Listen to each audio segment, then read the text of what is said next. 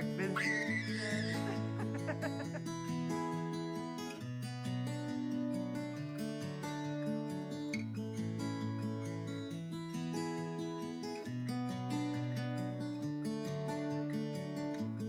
Hi creatives, Lauren Lisbeth here with Lauren Lisbeth Animal Art, and we're gonna end our sketchbook snack series today with this step-by-step real-time beetle tutorial. Now I've included the drawing portion at the beginning, but if you want to skip past that and drive straight into the painting, I also have a traceable printout linked down below, which you can transfer to a canvas or your sketchbook paper using charcoal transfer paper. And this tutorial is actually really tailored to those who are struggling with a critical mindset. Maybe you're struggling with a bit of anxiety and depression, or a bit of artist block, or all of the above. The sketchbook, I have found, is great in those instances where it's kind of like a visual journal.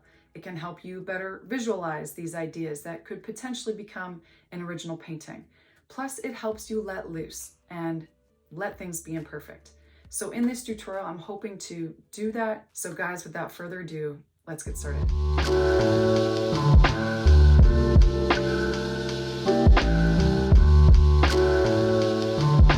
All right, so again, that traceable is linked down below if you want to skip past this drawing portion. But if you are drawing with us, I have a link to my drawing guide down below for extra help if you want to improve your drawings. Let's begin by separating our sketchbook page into 4 parts with a rough plus sign. We're going to place the body of that beetle around the intersection of those 2 lines in the center of our page or canvas. I'm pressing lightly with a blue Prismacolor pencil. They do erase. If you're not pressing too hard, feel free to use a graphite pencil or even a pen. Now to find my oval with a more rounded top, I'm going to start with a circle and then work my way down. Just note that this oval only includes the wing area of the beetle's body.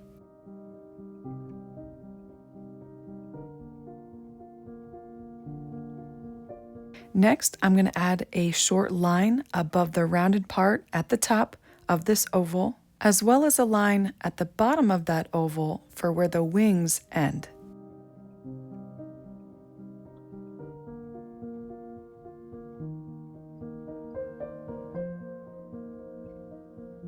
Now I'm going to create a semicircle that's about a 1/2 inch to 1 inch in height, and I'm going to do that above our oval. Now to get that unique curved shape of the shell and the wings, I'm going to create 2 curved lines below the line below the head, symmetrical lines that go in towards the oval that also connect to the horizontal line for our plus sign.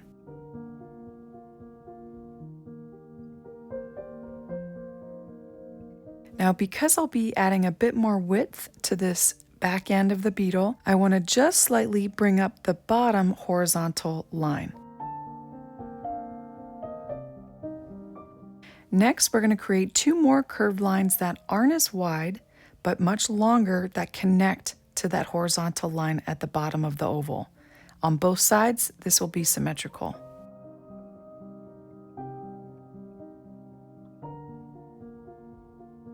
I'm going to bring both lines down a little further below that horizontal line on the bottom of the oval for the bum of this beetle, creating a very short curve at the bottom, then straight into another circle for the head, only about a 1/2 inch in diameter, that sits right above that semicircle.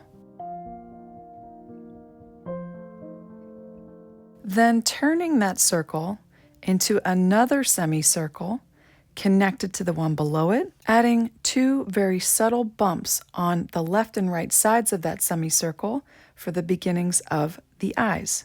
Now to make that middle semicircle more connected to the top of the wings, I'm going to expand it so it's a little wider. Throughout this drawing, use that vertical line that we used for our plus sign to better gauge the symmetry of the left and right sides. Sitting a little higher above that line that sits above our largest oval, I'm going to add 2 symmetrical straight lines for the beginnings of our front legs.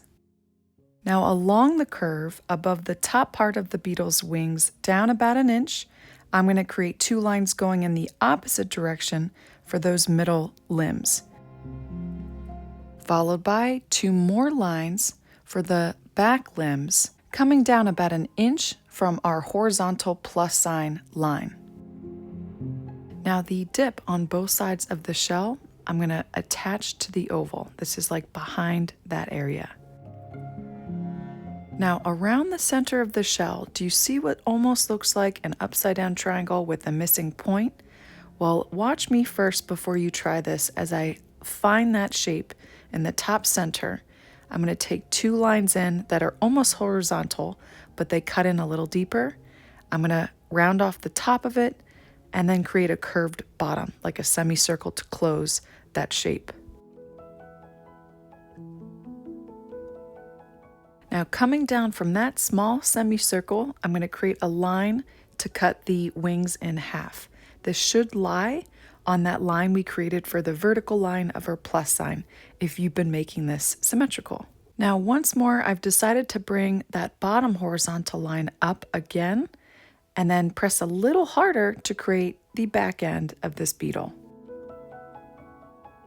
Adding a little more pressure next to the lines around the shell, going over previous lines, defining the lines that we really want to keep.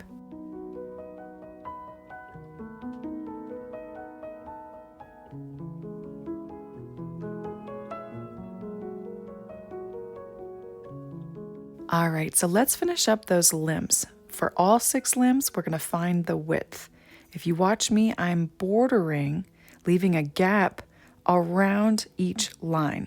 Where this stops and starts will be the same on both sides.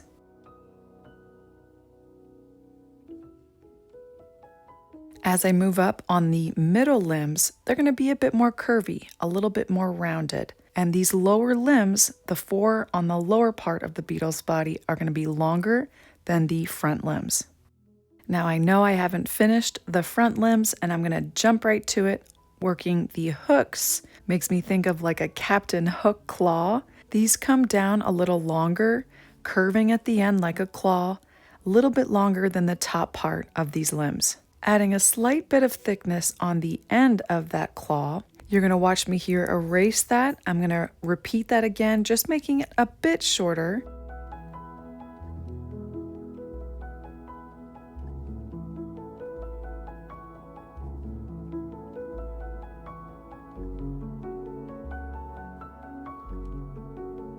Now facing the opposite direction, I'm going to repeat that exact same thing, adding that little claw to the right middle limb, and then as well as the bottom back limbs.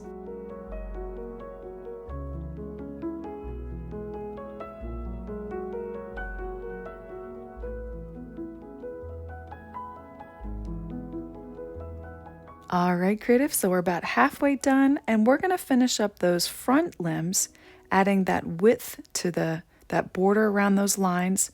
And like I mentioned before, they're going to be shorter than those 4 back limbs.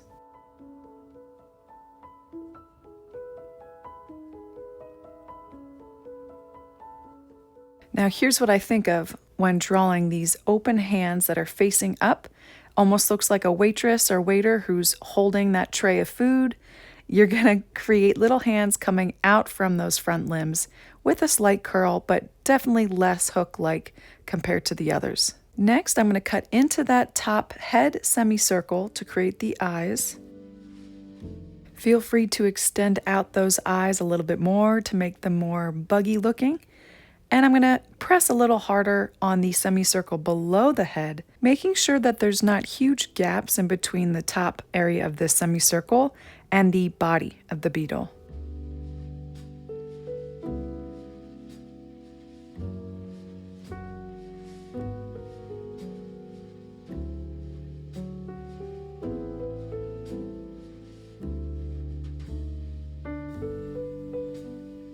Next, for the cute little antennae, I'm going to draw 2 lines softly above both eyes, lines that are about a 1/2 inch, and at the end of those lines, I'll create vertically placed ovals that are very small on the end of both. Now here's an example of how you can get real creative but still make a drawing look realistic when you're sketching. I'm just going to add the slightest bit of a semicircle on the top of both lines. You can see I've defined that a little bit more just there on the left one. I think it makes this bug even cuter.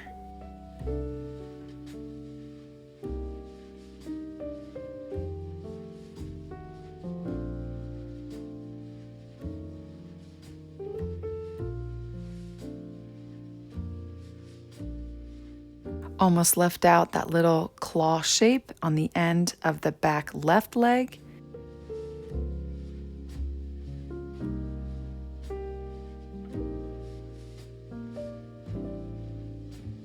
Now I'm certainly not going to press hard here because it's just the highlight on that second semicircle below the head. It's attached to the bottom in the center, and I'm just going to create another semicircle there.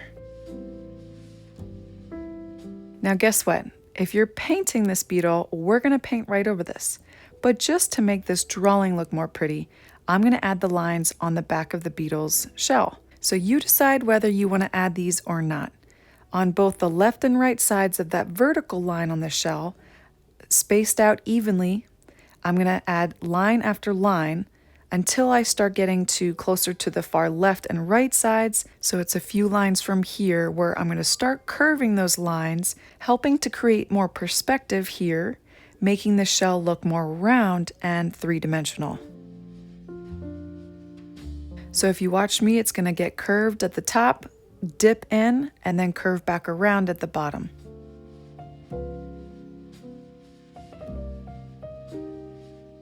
I'm going to carefully repeat that until I get to the very end. And then at the very bottom of the beetle, where that vertical line intersects with the bottom of the wings, I'm going to create a little opening, really showing that those are wings, giving it a bit more shape.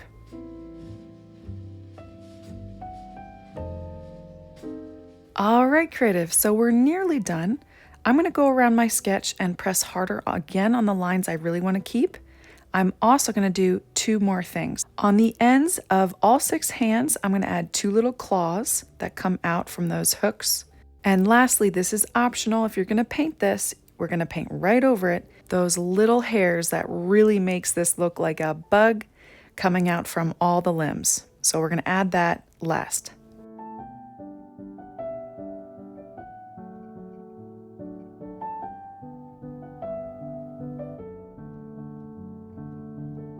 Now in the guide that I have linked down below, the drawing guide, there's definitely different ways that you can add shading and cross-hatching, even pointillism to your sketch to just make it look more three-dimensional.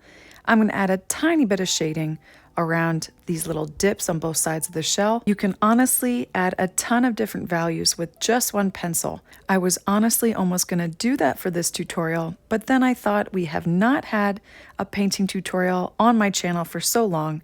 So again, that's up to you, what you want to do. To make these little fingers, I'm going to have one curved claw higher than the other one.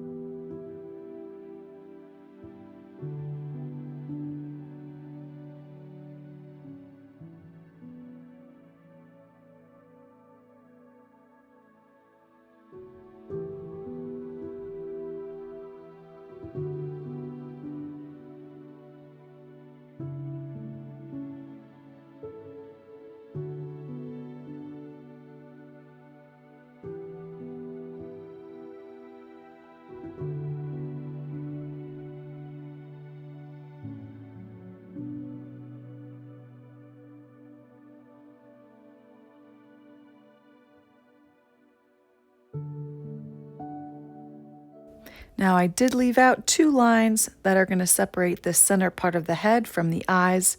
Again, it's more like just the curvature of that head.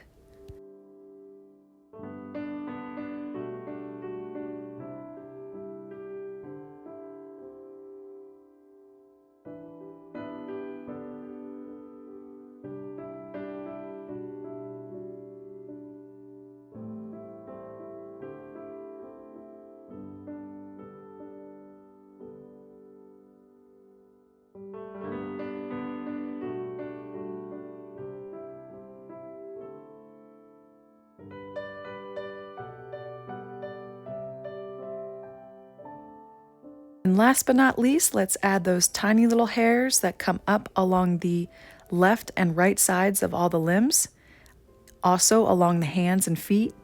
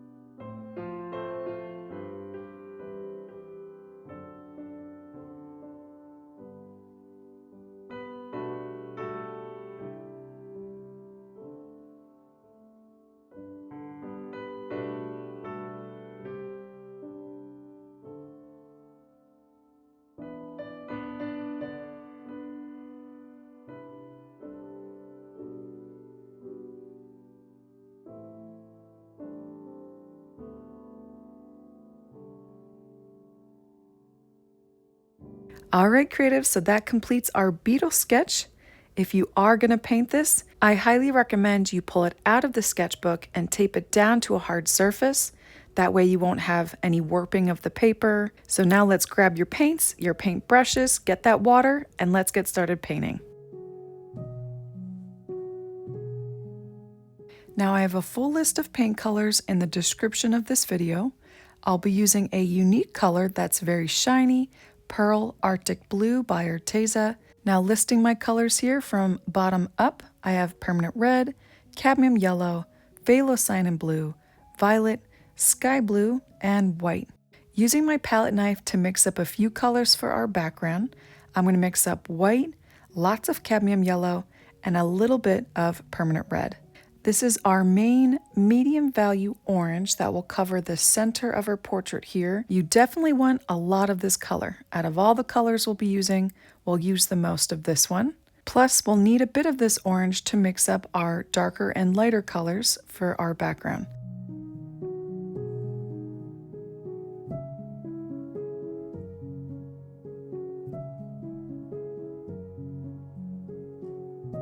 I'm going to pull a little bit of this orange aside for my next pile of paint mixture, which is with added Permanent Red and Cadmium Yellow, our darkest value for the very bottom of our portrait. Now for the next color, my impatience got the best of me and I didn't mix it. I was just rearing to go. But what I recommend right now, before you move on to your brush, is to pick up a little bit with a clean palette knife of the main orange. And again, in a separate pile, add in more Cadmium Yellow and white this time to make a lighter yellow orange. Again, I mixed this up in a little bit in this tutorial, but I wanted to make sure you still had enough of the main orange to mix up this lighter yellow orange before it's too late. So next I'm going to move on to my size 10 Arteza angle brush. I always like to start with a clean, damp brush that's not sopping wet with water, but still moist. Then I pick up some of that main orange color that we mixed up first. We're going to use this orange to cover the background in the center portion of this portrait, but I'm going to start below the beetle first and work my way down and around while blending in some of that darker vermilion color with more red in it. That I need to do while this paint is still wet. That means keep a steady pace while we work this orange down as we start to blend in that darker reddish orange. All right, creatives, so you can't get away with painting one of my tutorials without deep breathing while we begin our painting process with the background. So with that said, let's take 5 deep breaths in through the nose, Out through the mouth.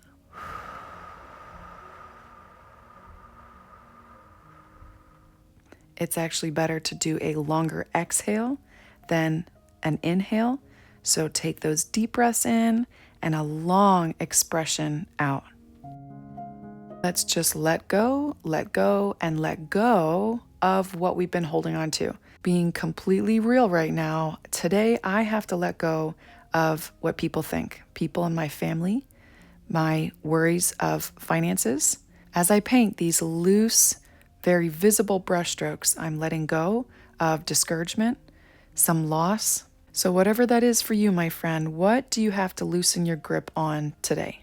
All right, if you missed that, I went back to my original orange, the first paint mixture, and I'm working that again in the middle of our portrait, keeping the bottom half more of our vermilion reddish orange. And I'm just carefully using the point of this angle brush. It's why I'm super obsessed with this brush. I love that I can get into tiny nooks and crannies, but still cover large areas with my angle brush. Now, my intent for this background is to kind of make this look like the heat of the summer, this really hot sunshine that's behind this beetle. So you can see why I'm intentionally leaving these brushstrokes.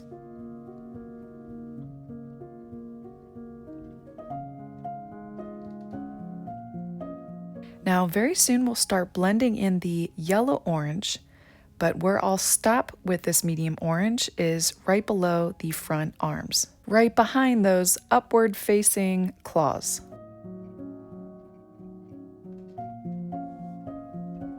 Also, if you were wondering, I'll bring that reference photo back up once we finish the background. We don't really need it quite now. We'll need it soon when we're painting that beetle. And although I did slow down this tutorial quite a bit, at any point, if I'm going too fast, just use the pause button on your screen and play when you're ready. There's no rush here.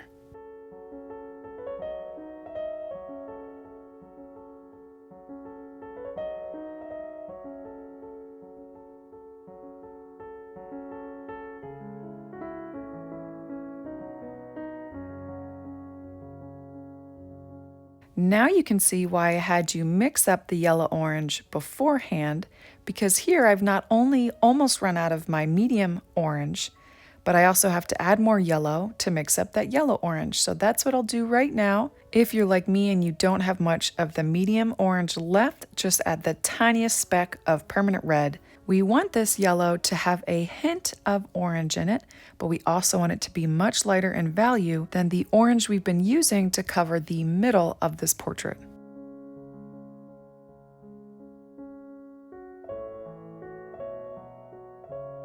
Now here's a little tip. When blending a lighter color into a darker one, to save you paint and frustration, start by painting the lighter color on the white of the canvas or paper, then pull it down into the darker color, blending it directly on your paper or canvas instead of the opposite way, because this orange is more dominant than the yellow. Now, to give me a little bit more control covering this yellow around those antennae, I'll add a bit of a border with my angle brush, connecting this yellow to the orange before it dries, and then I'll move to my size 8 cat's tongue brush. I know, funny name. I'll fill in the rest of that white with the yellow. While we have wet paint, it doesn't make sense to leave those white specks. I'm not a fan of those little white specks. I like to have them covered. So before those paints dry, go on around your canvas or paper, fill in the yellow areas, any gaps that need orange, or the darker vermilion orange and red.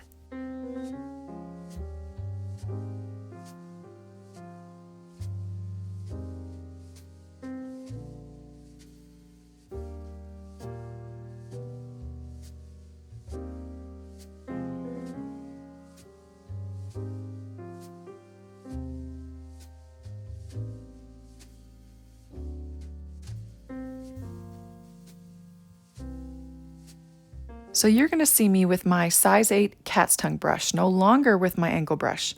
I'm going to go around and add little dabs here and there, intentionally leaving some brush strokes over top some of the orange areas, and same with the darker red and orange.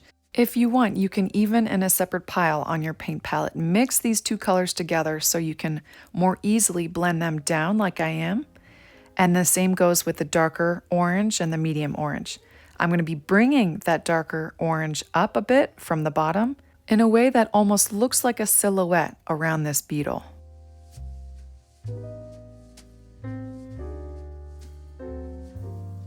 Now, if you're having trouble letting go and letting loose and just being free in the process, I get it. I really understand. This was a struggle I had too. My fear of failure and fixation on details and a critical mindset really led me down a path of addiction years ago and led me to animal art therapy. Now, once I hit absolute rock bottom, I added in a habit to replace toxic habits and thought patterns, drawing and painting animal art every morning and night while listening to wholesome good things like worship music, listening and watching painting tutorials. Now that paired with regular group therapy led to my successful recovery and the birth of the online animal art masterclass. It's a very supportive and growth-oriented space for creatives to help them reduce stress, make peace with perfectionism, and become experts of acrylic animal art technique. With over 100 pet and wildlife tutorials and in-depth courses on color theory,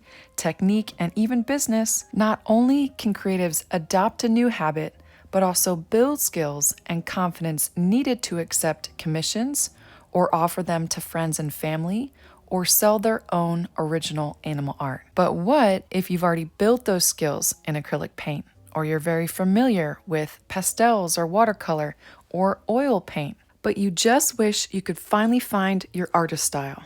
Authentic originals that tell a story with your unique, distinct fingerprint. Instead of following step-by-step tutorials to learn blending, layering, paint application, proper brush use like the Masterclass teaches, here in my new Original Animal Artists course and monthly challenge, I teach creatives how to build original paintings that they develop those ideas and concepts in a basic sketchbook following my 5-step creativity system, a creative process paired with the very breakable rules and principles of art that help creatives with any medium surface a very distinct artist style. So if this would bless you or a friend, both of those courses are linked down below.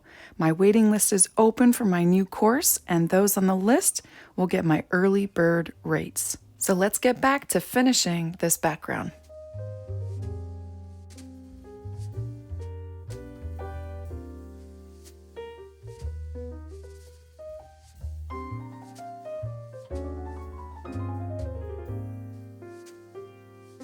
Now to add more contrast, I'm gonna add a bit more orange to the bottom so that I can then nicely blend in the darker reddish orange at the very bottom, and I'm even gonna add in more red to that reddish orange that we already mixed. I want it to have more strong contrast between dark values and light.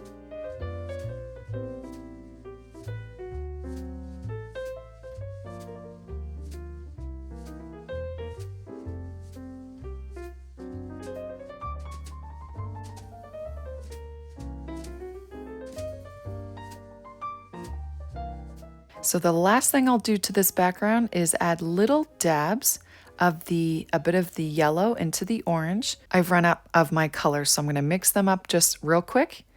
A few dabs here and there, and then also same with the bottom half. I'll add a bit of the darker vermilion into some of the middle orange.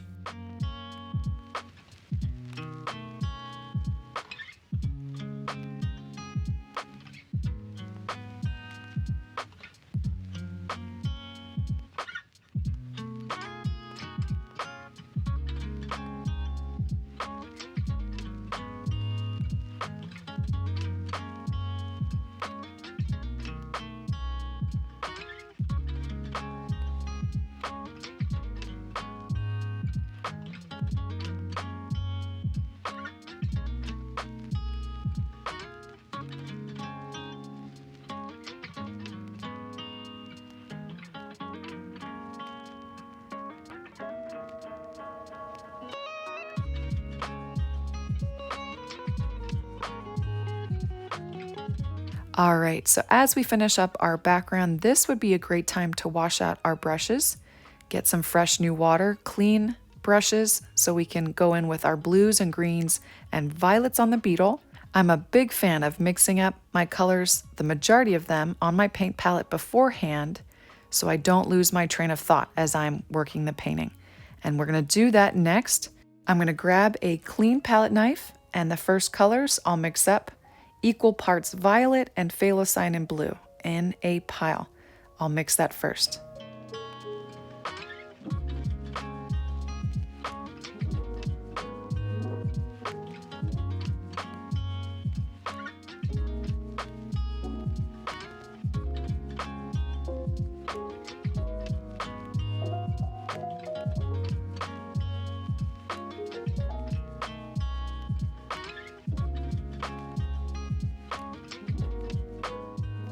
Now for our next color, I'm going to mix violet with white and sky blue.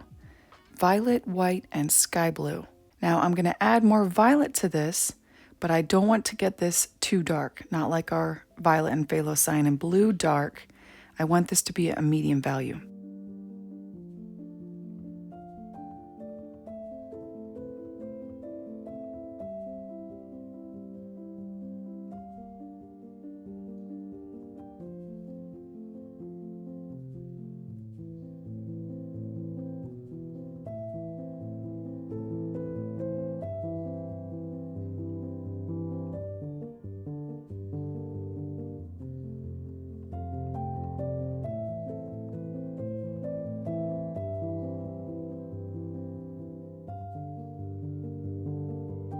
Now, like we did with our orange, which we use quite a bit of it, we're going to use quite a bit of this color. So I'm going to just mix up more of it, adding more sky blue, violet, and white.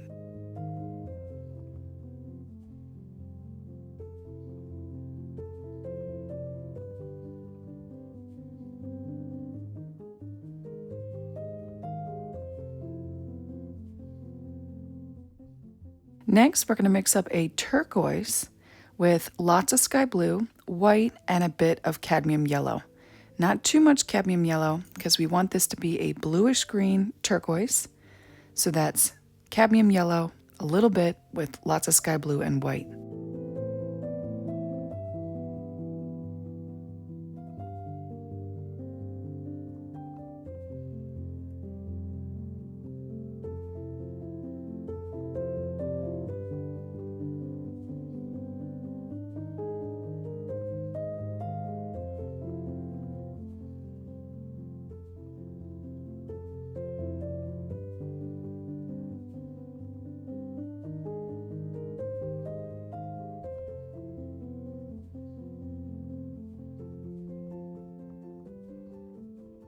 Next, we're going to do the opposite of that turquoise, adding a lot of cadmium yellow, a little bit of sky blue, and white.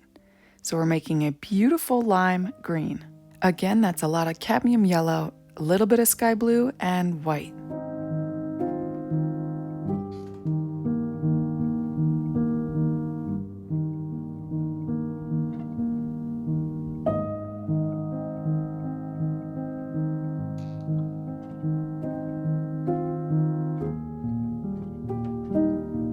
With a clean, damp size 1 Arteza liner brush, I'm going to outline that very dark line separating both wings with the first mixture we mixed. That's our violet and phthalo blue.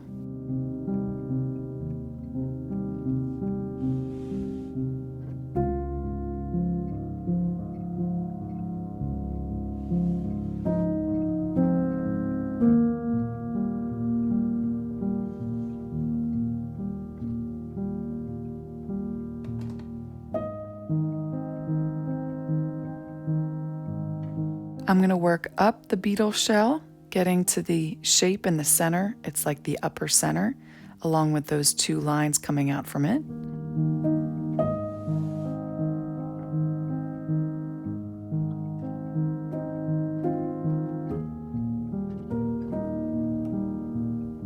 P.S. guys, we actually don't use that lime green until the very, very end of this tutorial. So here's what I recommend to keep that damp. 1, you could use a spray bottle or 2, you can cover this paint palette up, whatever you're using, with saran wrap or aluminum foil. That'll actually work to keep your colors damp for 1 to 3 days.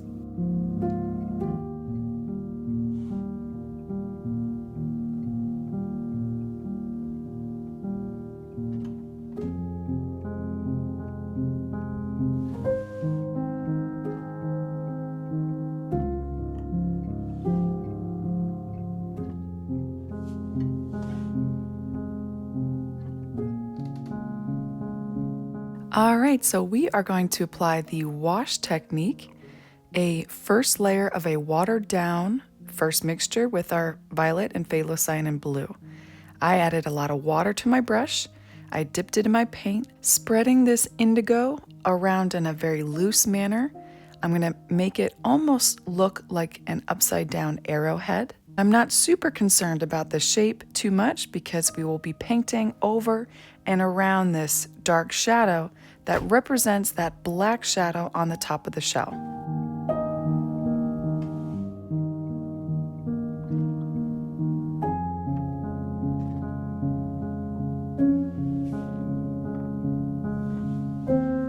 I'm going to add a bit of this inside this little shape here that almost looks like a triangle.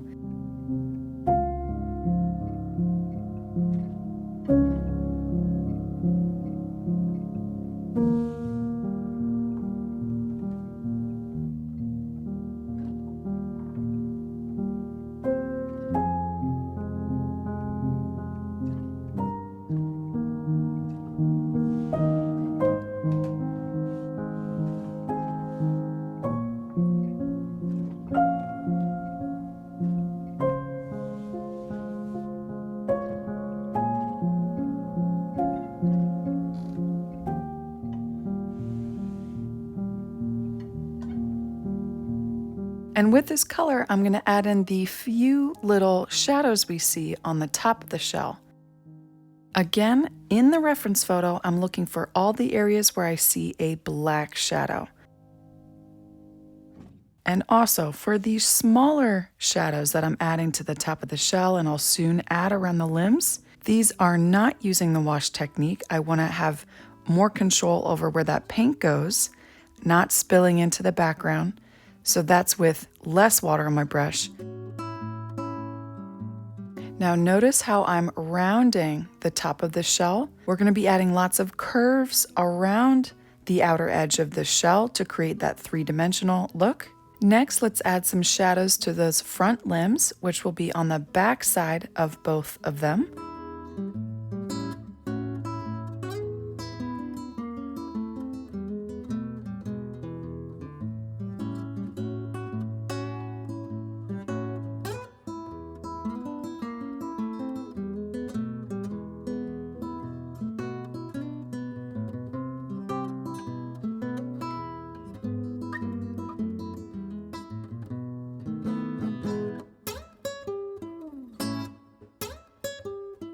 Moving back to the shell, I'm going to carefully, with my liner brush, paint in those areas where we have the two dips on both sides of the shell. This gap is adjacent to the background and I want to fill it all in while leaving a border between here and the top of the shell where we added that wash.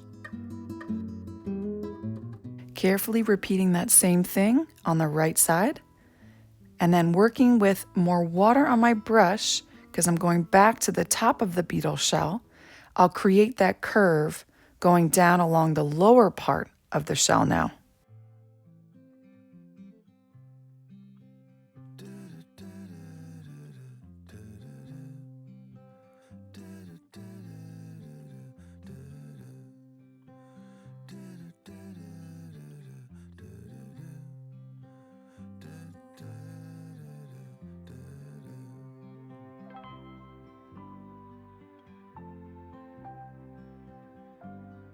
If you missed it, I actually don't want any white left on these two little gaps on the left and right of the shell. I want to make sure that's filled in with indigo.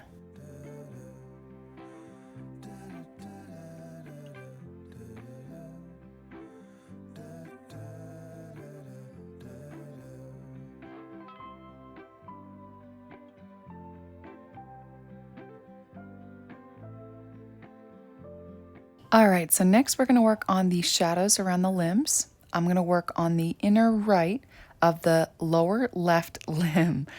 For now, I'm just going to bring it down to that upper portion of the limb.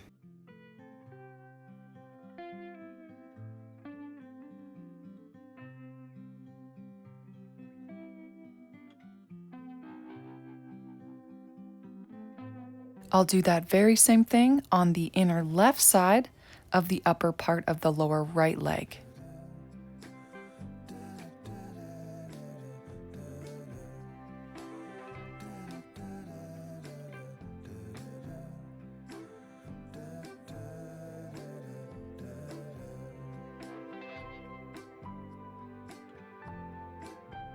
Now, while I was painting this, I actually had planned on using a different color for these legs, the lower part, and the claw. But then I just kept going with the indigo. So take your time, carefully maintain the proportions. We're going to use indigo to fill in these lower feet of the beetle.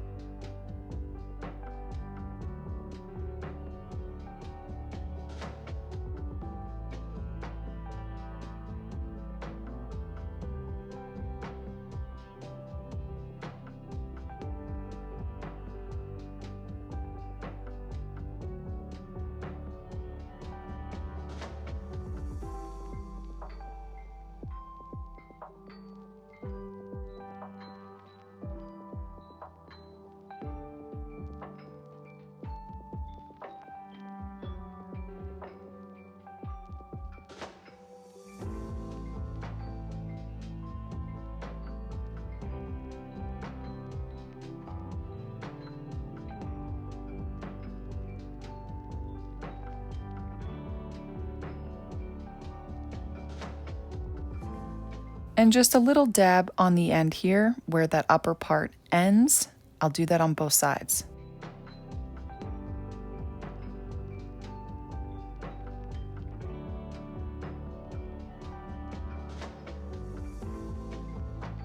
On the back of both upper parts of the middle limbs, I'll do this.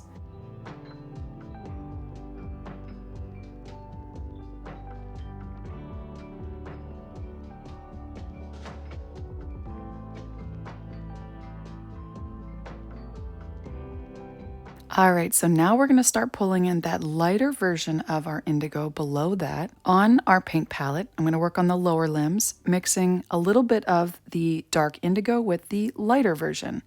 And I'll start filling in the white on the lower limbs.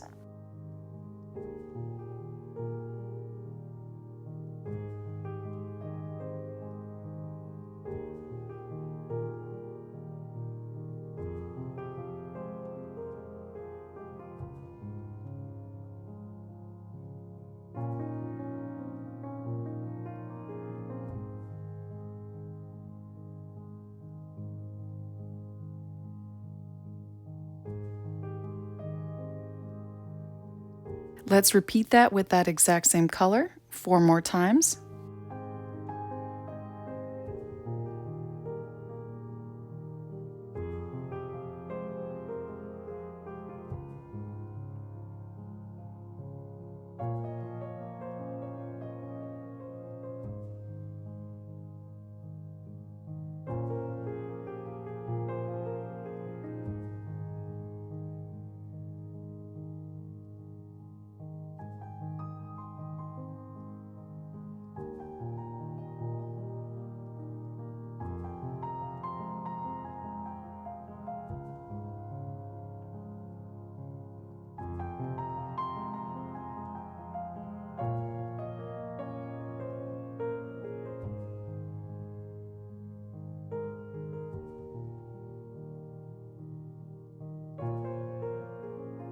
All right, so give your brush a wash. Dab it on your cloth or paper towel damp, not completely dry. I'm going to mix into this color we were just using more of the lighter indigo, and we're going to work on the head. If you watch me, I'm going to carefully work around the eyes on the inside and then outline the head, leaving a circle of white on the head that will later go back and add turquoise to.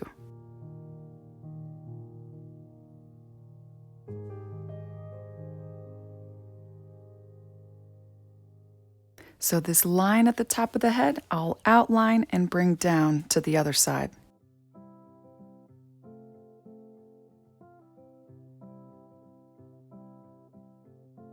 Next, with our darkest indigo color, I'm going to fill in the little ovals on the ends of both antennae. I just remembered, I know this joke. What do you get if you cross a dog and an antenna? You get a golden receiver.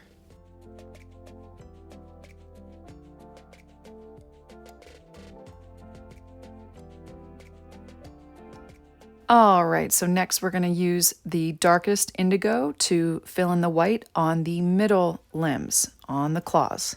And here you'll see that I add in those two little fingers. How I do this is I just have one curled up, raised a little higher than the other.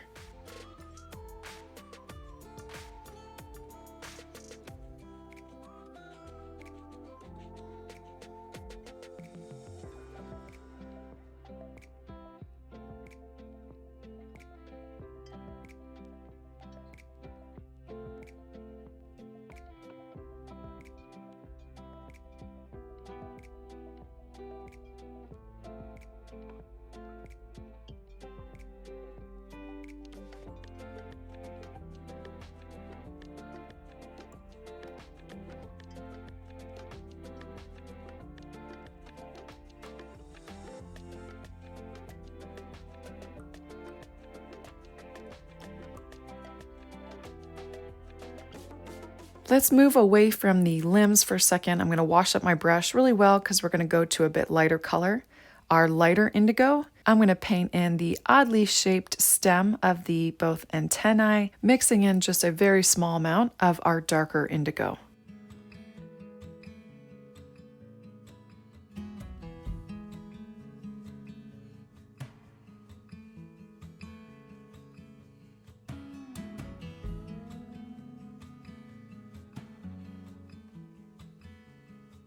Now, why I had to do that before finishing those front limbs, I don't know. But we're going to go finish those limbs. We're going to finish the claws. I'm going to wash up my brush, and I'm going to go to my darker indigo. Same thing, except these hands are outstretched a little higher, opened a little more, and just like the others, don't forget those two small little fingers.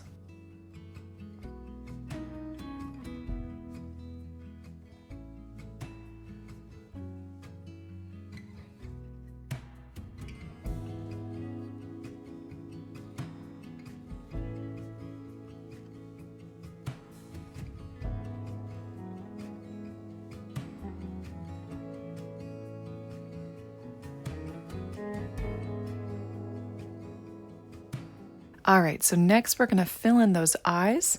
Now I went with a darker orange so that it would stand out next to the blue, complemented by the blue, and against that yellow. So I mixed up some of the previous orange with some cadmium yellow. You could just use a tiny bit of red in with yellow, or you can mix up an entirely different color.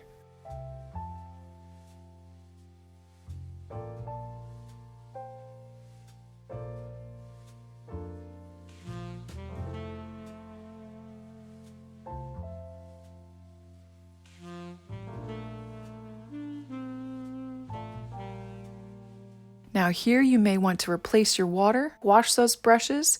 We're going to now work on the beetle shell.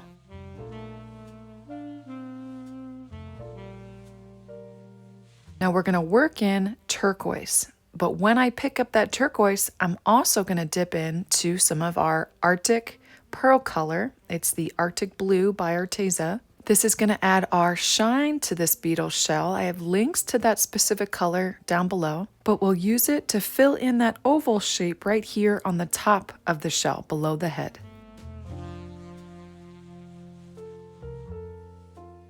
Now you can see I add a slight little curved point to this so that it's pointing up towards the head.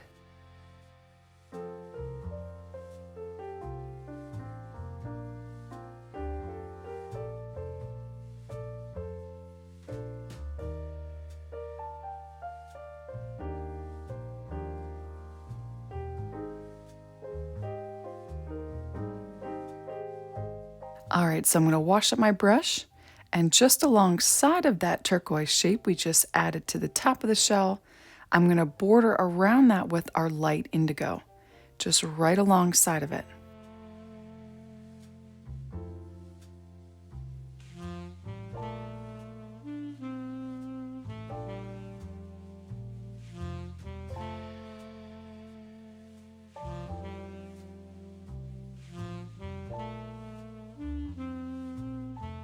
Now very carefully I'm going to create a fade.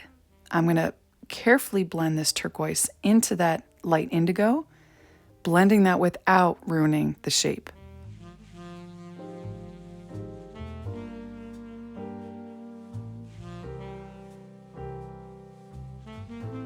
I'm going to pick up more of the light indigo and fill in the entire top of the shell.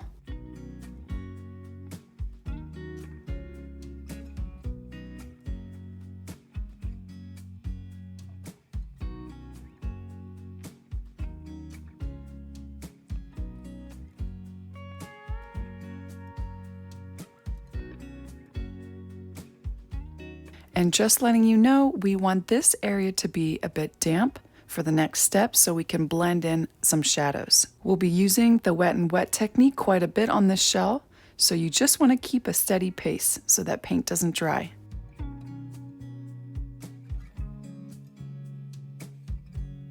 You remember that shadow we made along the right of that turquoise shape on the top of the shell?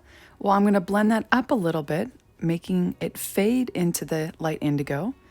And then I'll continue using the indigo to create the shadows being reflected on the shell. I'm adding a bit of indigo right here on the corner right. This is using our darkest blue-violet mixture. There's a shadow being created from the antennae. So right below the right eye, I'm going to add a little small dark oval. Now, just like we darkened up that shadow to the right of that turquoise shape, I'm going to do it a little less extreme. That shadow isn't as dark, so I'll add a little bit to the left of that turquoise shape, blending that directly on my canvas into the light indigo.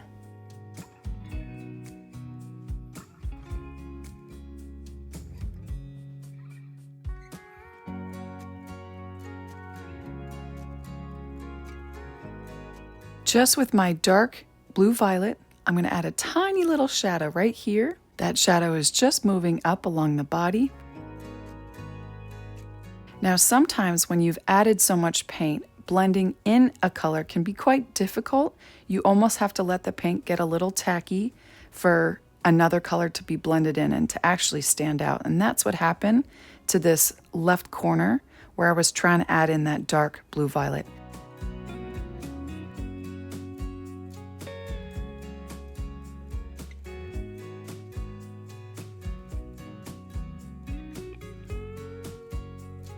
I'm going to add an oval-shaped shadow on the bottom left now below the head.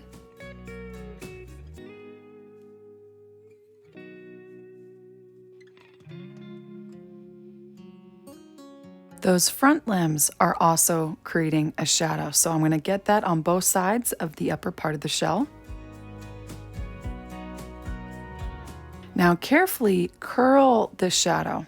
It's a bit more pronounced, longer than the right one, and it curls slightly.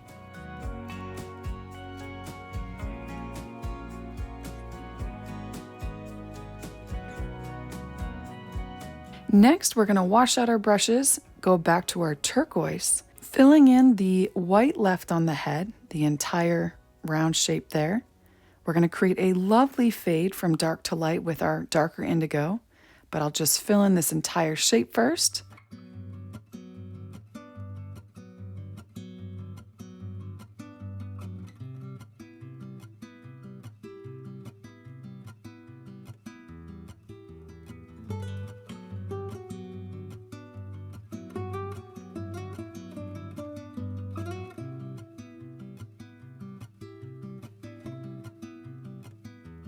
I'm going to create a mix of our darker indigo with the lighter indigo and blend that from the top of the head over top that turquoise down, so it creates a gradual fade from dark to light.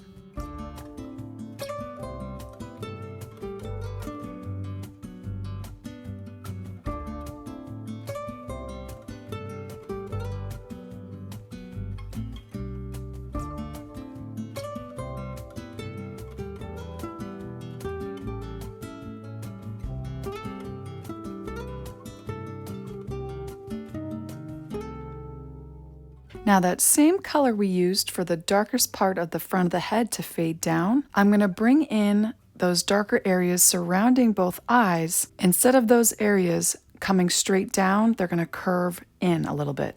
And directly after washing off my brush, I dab straight into the Pearl Arctic Blue, giving a pearly shine to the top of the head where the turquoise is, as well as that turquoise shape on the top of the shell.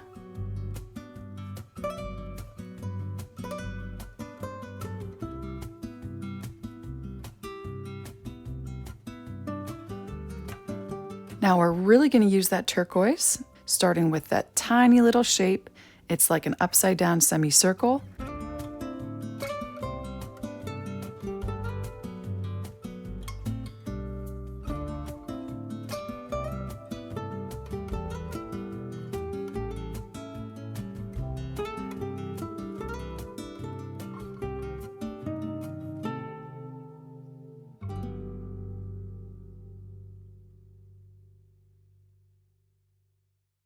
Now I actually want to touch up the shadow in that area with our darker indigo. This process is what we're going to continue on the body, where these shadows kind of move up and down. So our brush strokes, especially where we have that dark indigo, will be more up and down vertical brush strokes.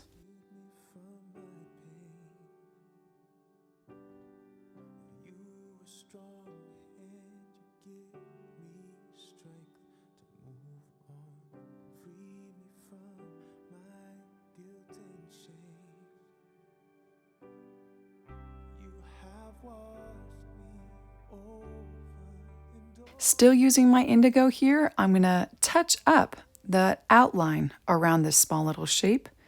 Sometimes adding that turquoise around it can overlap, and I just want to make sure that's clean and dark.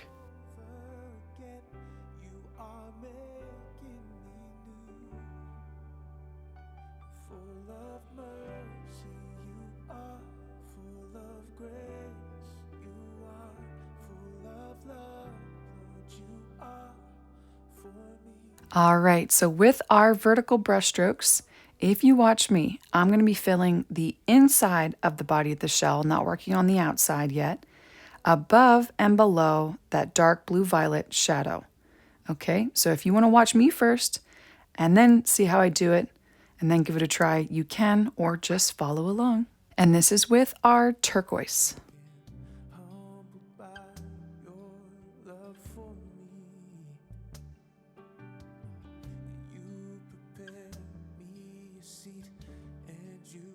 Almost creating what looks like little squares, little blobby squares. I'm going to create a unique pattern here and there over top this arrowhead shaped dark blue shadow, dark indigo shadow. And don't worry about matching exactly what we see in the reference photo. Just take little hints from it, make your own pattern. I even play on the negative space with that dark indigo behind this turquoise to add to this neat design.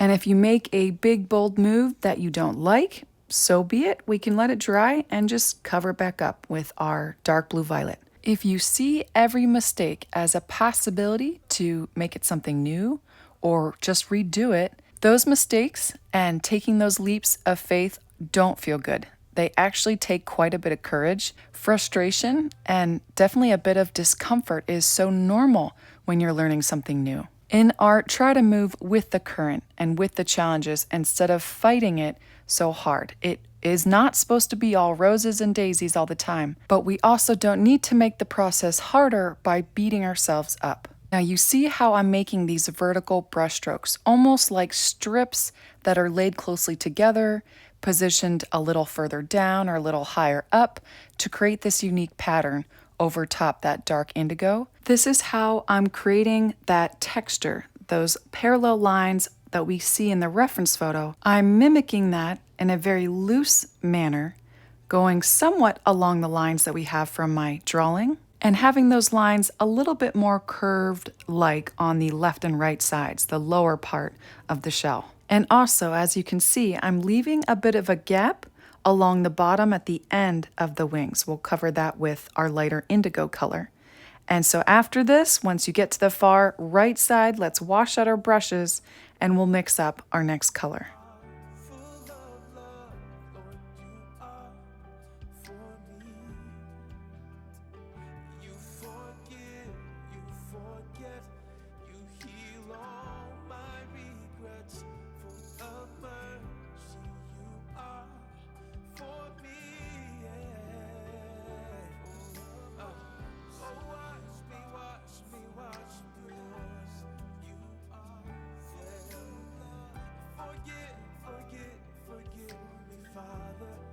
Next color, I'm going to mix up white with our light indigo. So again, that's white with our light colored blue violet. And I'm going to mix a bit of that up so that we can add that to the white surrounding the shell. That's going to be our highlight.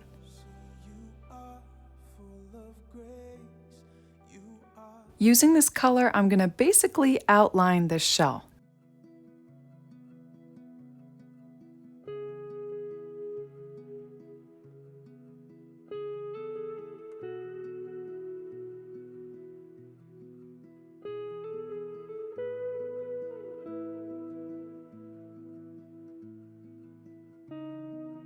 If you're wondering why I did leave that little white speck in the upper left part of the shell, I actually did that intentionally. I didn't want the highlight to go up that high.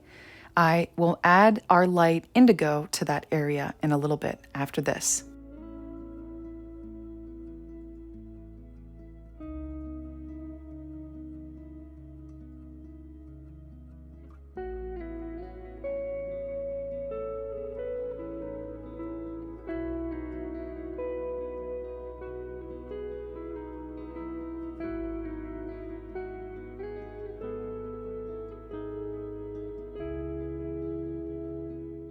Now make sure you save some of this color for the next steps, or just make sure you have enough of that light indigo so we can add a bit of white to it.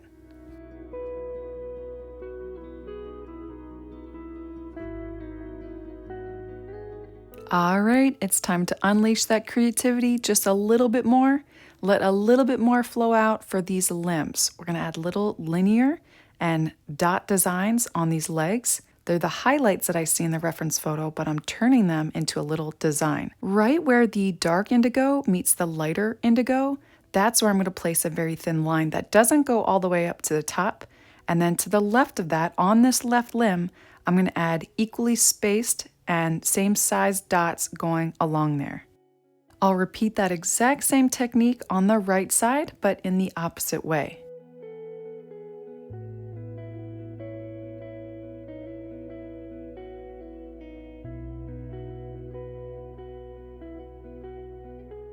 With that same color, I'm going to add very thin highlights along the upper part of the shell on the left and right sides. I'm going to be careful to skip those shadows that we added with our dark indigo.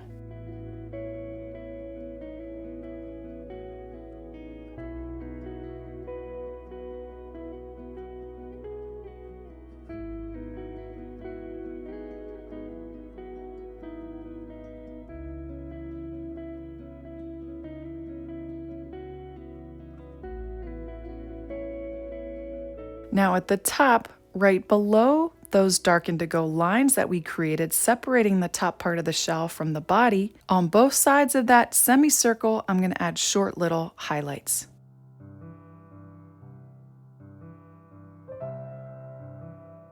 Now for the middle limbs, I'm actually just going to add a little bit of a highlight on the palm, both hands, so not by the fingers, not by the upper arm, but the thickest part of the hands.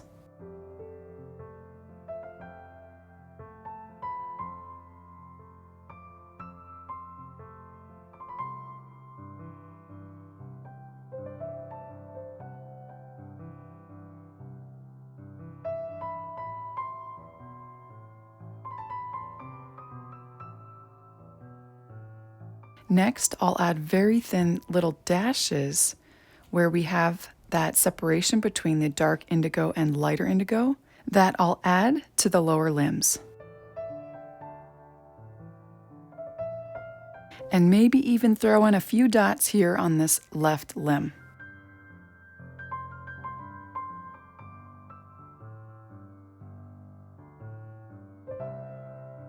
All right, so you ready to finish that lower body? I'm going to wash up my brush very thoroughly, pick up my medium value indigo, blue-violet mixture, connecting that curved line of this color that we already added on the left and right sides of the lower body, but also working up in a vertical, up and down brush strokes to connect to the turquoise.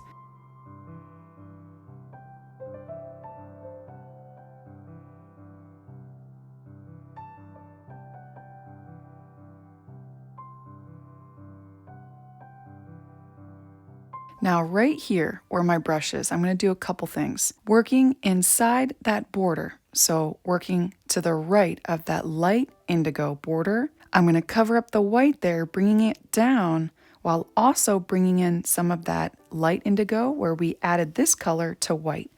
So if you don't have any left of that paint mixture, just add in white, blending that straight on your canvas.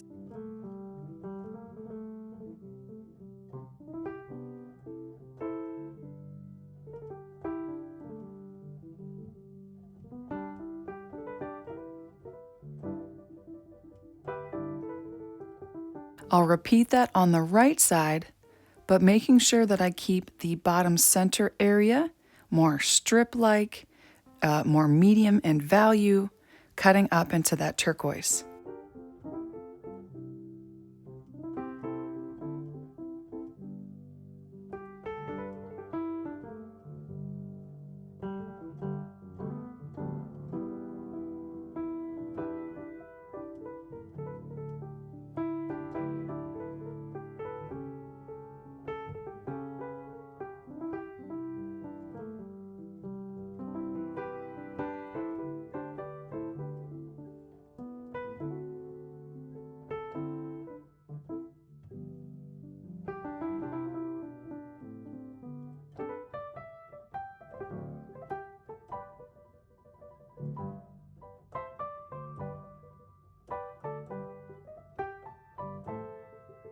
Next, I'm going to use this medium value indigo to fill in the bum of that beetle while leaving a border directly below the wings. There actually should already be a light indigo border around there, very thin, from a previous step we did.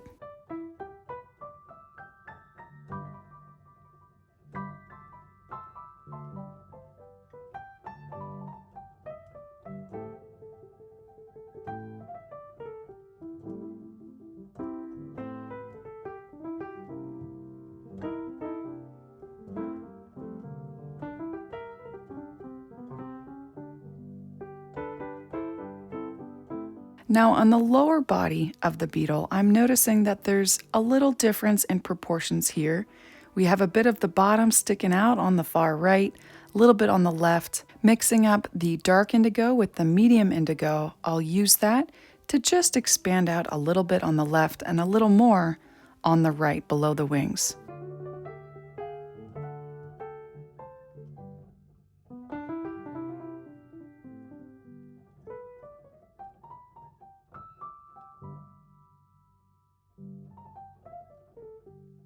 Now in the process of filling in the white on the lower part of the wings, I did lose a bit of my border. It got a little dark, so I'm going to add some more of that light indigo, white mixed in with our medium value, and just touch that up there around the bottom of the wings.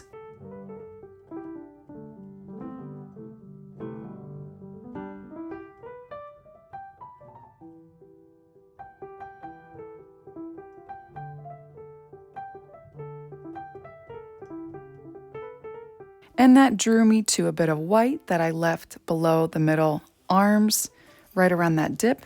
I'm going to fill that in with my dark indigo, keeping it in proportion, symmetrical on the right side too.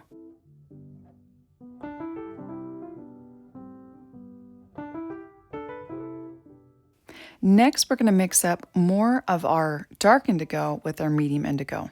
We actually want a bit of this color because we'll use it in a few more steps after this one. Below the wings, I'm just going to fill in this area with this color, getting it a bit darker, creating that contrast. And again, we'll need quite a bit of it because we'll use it, as you can see here, to create these clusters of strips over top the turquoise and especially over top the medium indigo. Just a unique way of enhancing that line texture on the lower part of the shell. You can see some of these lines are going to be very thin and cutting up higher into that turquoise.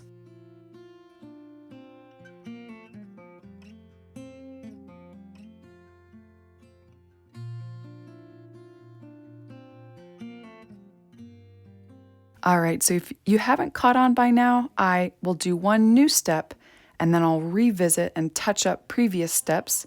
I tend to do this towards the end. When we're almost finished, I want to make sure those details are intact.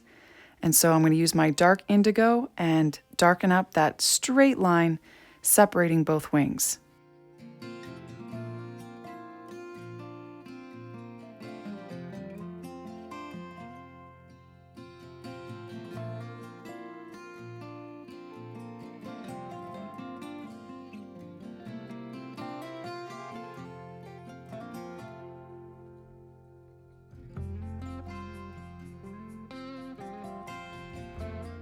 Now you may not see this on the screen, but I can definitely see the shine that this Pearl Arctic Blue gives.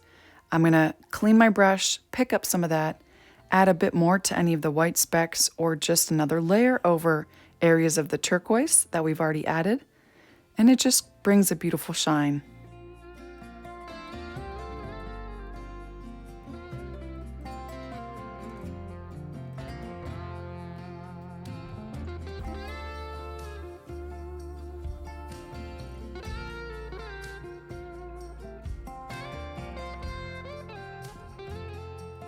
More adjustments coming up. I'm going to wash up my brush, go to my medium indigo, and do some more touch-ups to that color on the shell.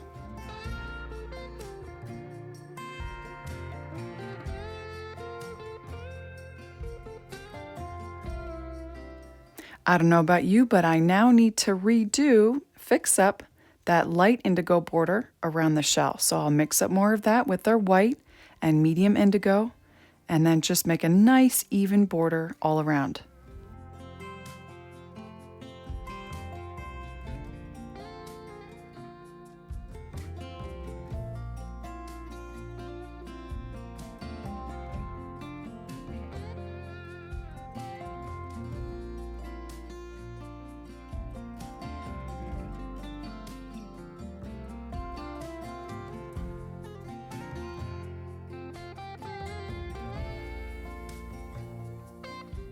All right, and now I can finally fill in this white. I'm going to take this down over top some of the dark indigo with our medium indigo and fill in this area, even cutting in to that turquoise. I'll do the same thing to the right side.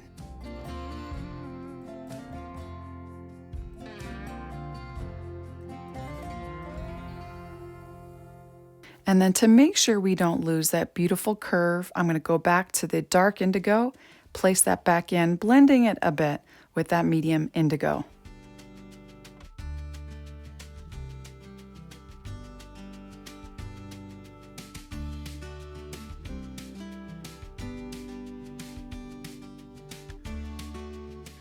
And as I do that with my dark indigo, I'm going to make those vertical brush strokes up a little higher on this left side into the turquoise.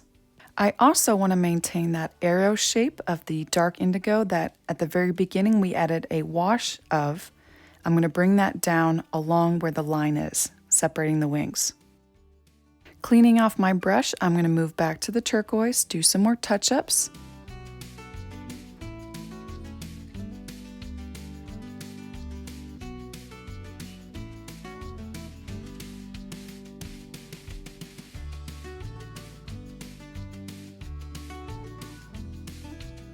And to capture some of those very subtle little highlights where the dip is on both sides, I'm going to add little dots and short little lines there, not entirely covering up that dark indigo that's already there.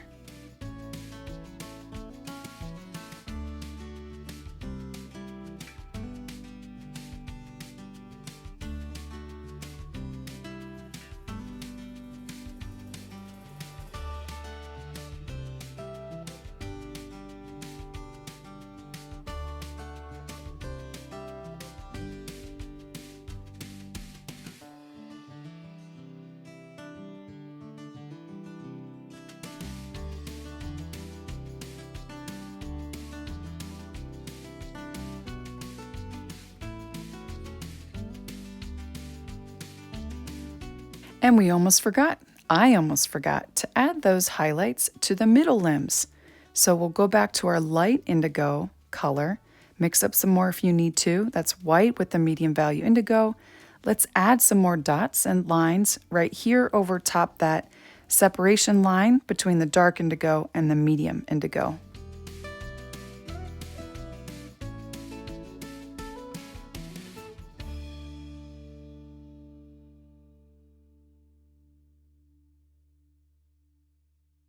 Now, I'm not sure this step is necessary, so I'm going to let you decide. I'm going to outline the outside where it connects from the head to the top of the shell using a tiny bit of our medium indigo.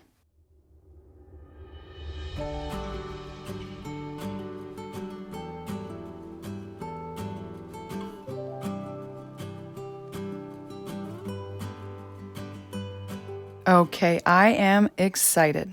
We can finally go and pick up some of that lime green. I'm going to sporadically scatter over top the turquoise this lime green, cutting a little bit into some of those dark indigo and medium value indigo. And I'll start where we see this really strong, and it's on the shape on the upper part of the shell, below that highlight we added with our pearl Arctic blue.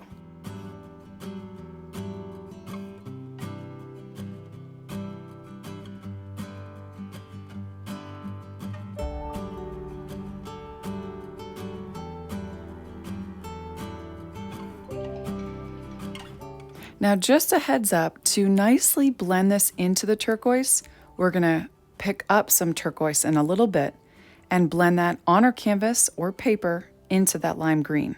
Okay, so just so you know.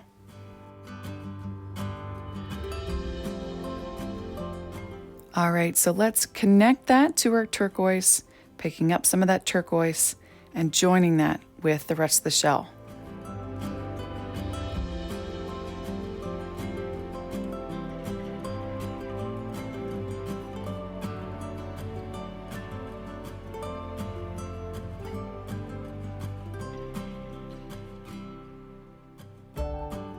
And again, back to our lime green, there's just a few more areas I want to add this to, including the top of the head over top the turquoise.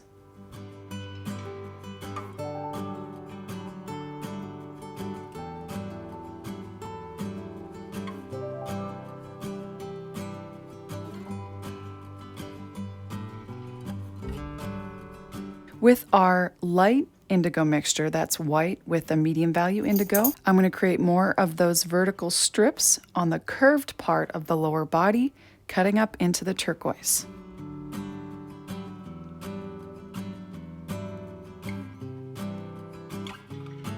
Washing off my brush, I'll now do the opposite, where I grab that turquoise and now cut down, creating more of that line texture into that lower part of the body. So that's into our light indigo, into some of the medium value indigo, creating more of those strips and those lines.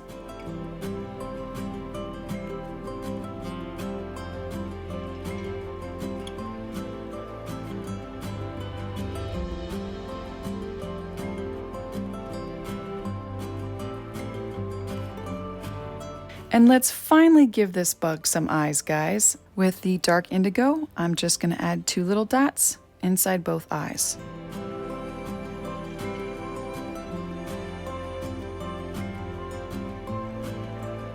And I'm going to touch up those shadows we added at the beginning of this tutorial with the dark indigo, those reflections along the top of the shell.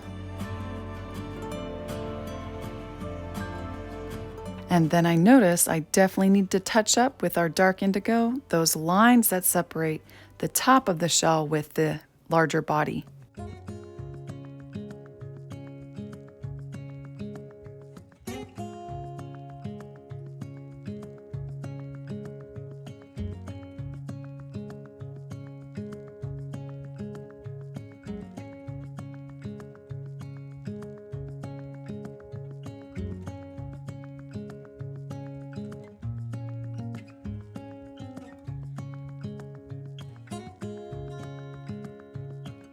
All right, so we're gonna mix up a color we have not mixed up yet.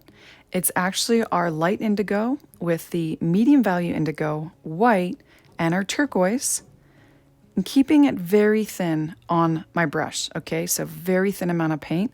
I'm gonna create lines that cut over top the dark indigo, carefully bringing it down into the turquoise at the bottom. I'm actually not gonna follow every line that we had for our drawing or the traceable. I'm only gonna pull down a few.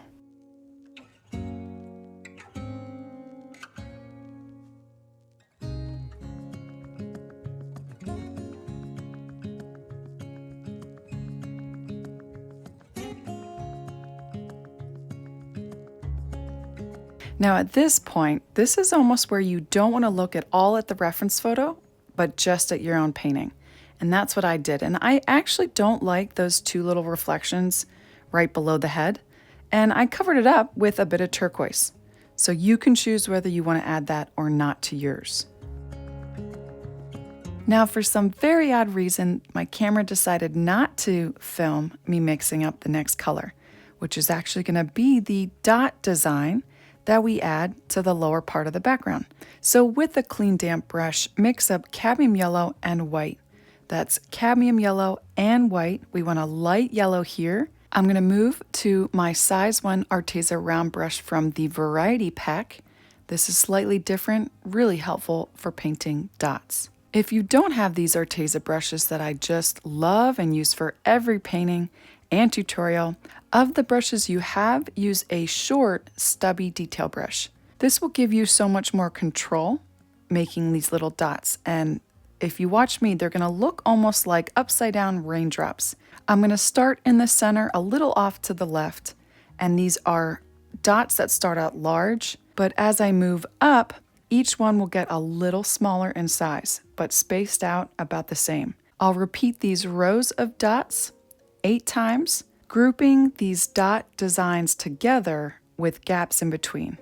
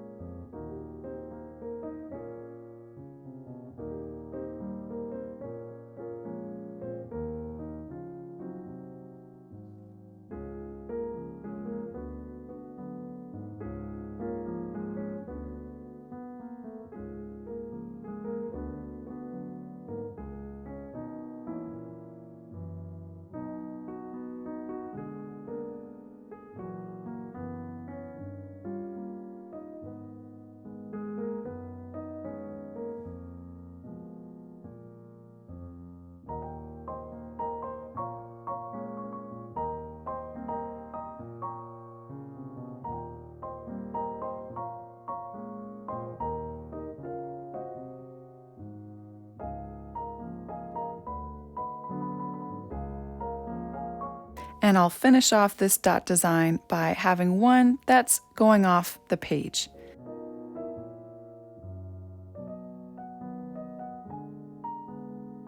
Now it never hurts to add another layer or 2 or 3. This is what I like to do to make those colors stand out and be so vibrant, plus make any necessary adjustments to those dots.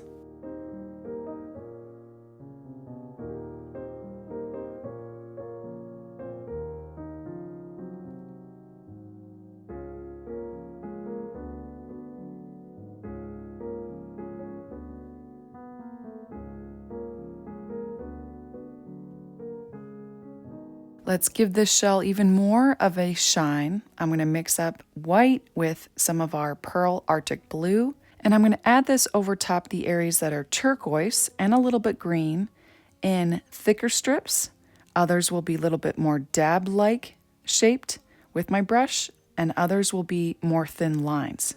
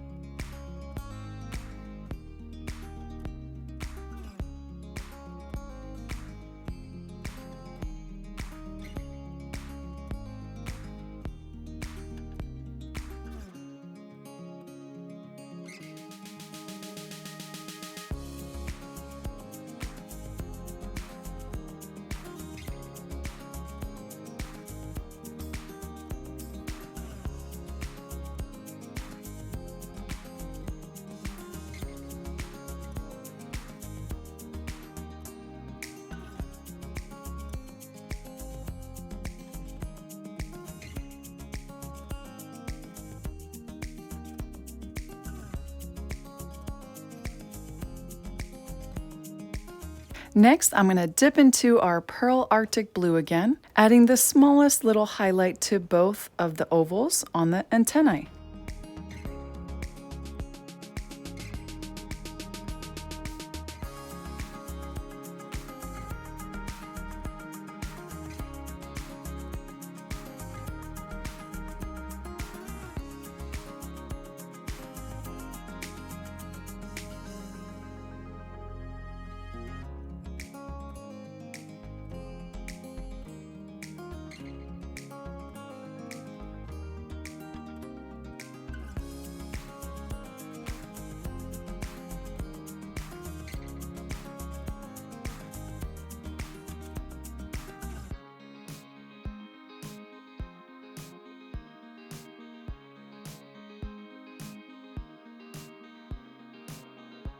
Now I want to add more contrast to this shell so it looks more three-dimensional. And how I'm going to do that is add more darkness at the bottom of the wings, but not over top that outline. That mixture I'm using is more dark indigo with our medium indigo. This is darker than what we've used previously, and I'm just going to darken this up. And to have a nice fade into that medium indigo, we'll have to pull some of that color to blend it.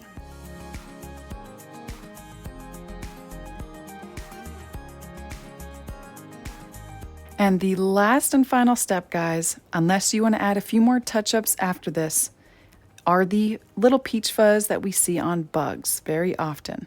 Picking up my size 0 Arteza liner brush with a very thin amount of our dark indigo, I'm just going to go around and start adding these very thin, fine, short little hairs coming off all the limbs and also that bum.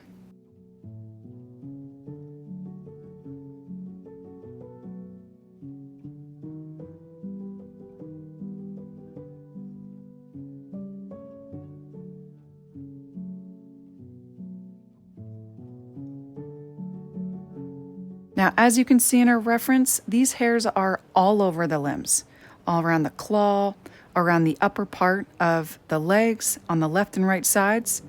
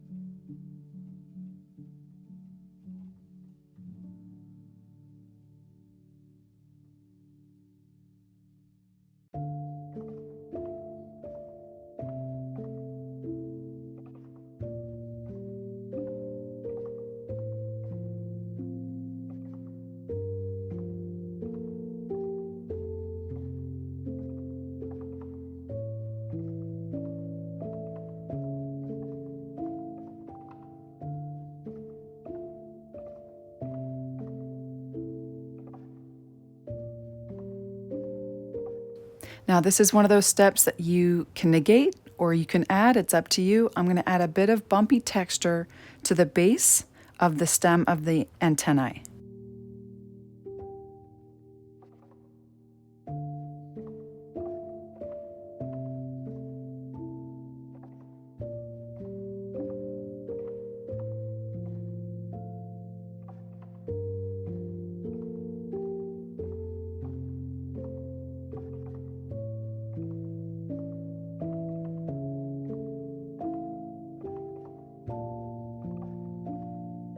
All right, creatives, so we have reached the end of our beetle tutorial. I really hope you enjoyed this one. From here until the end, which isn't long, it'll just be touch-ups that you're seeing me do, repeating the same steps that I've already gone over, adding rich color, straightening out some lines, making sure these colors just pop. And also, if you missed out on downloading my free drawing guide, I have that link down below. I look forward to seeing you in the next tutorial, guys. Thanks so much for watching. Have a blessed day. Bye.